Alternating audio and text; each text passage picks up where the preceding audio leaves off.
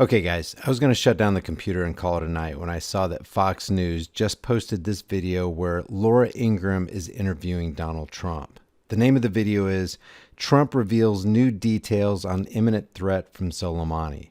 So far, it's got 39,000 views, a stellar like to dislike ratio, and around 2,300 comments. Around the 850 mark though, Trump inadvertently says something so huge and unbelievable that Ingraham feels compelled to get him back on the banker's script. And before I play this video, I want to remind you what George Washington said in his farewell address. He said, "It's our true policy to steer clear of permanent alliance with any portion of the foreign world." The inaugural pledge of Thomas Jefferson was no less clear. Peace, commerce, and honest friendship with all nations, entangling alliances with none. Now, I've always said on this channel, because history is replete with examples, that there are only three main reasons the U.S. wields a heavy-handed foreign policy on the Middle East. And I know political parasites say we're just there to keep the peace. But that's a lie. There are three reasons we're constantly entangled in and dumping military-industrial complex dollars into that region. Number one, we're there to expand the borders of Israel and the cause of Zionism under the Greater Israel Project. Number two, we're there to artificially prop up the Federal Reserve note, which is inextricably tied to the oil arrangement under the petrodollar scheme.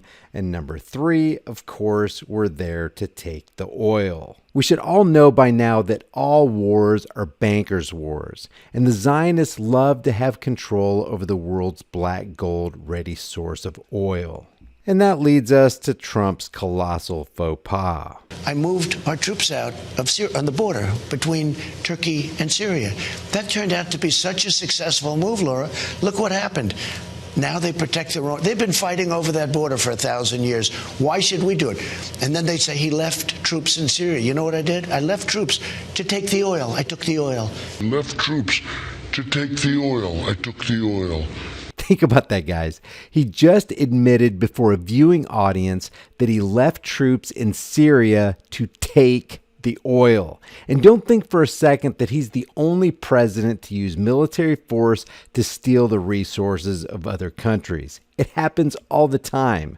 If you doubt this, just look at our long criminal history and our foreign policy and read the book War is a Racket by Major General Smedley Butler, who at the time was the most decorated Marine in history. Butler admitted that he was constantly used as a high-class muscle man for big business.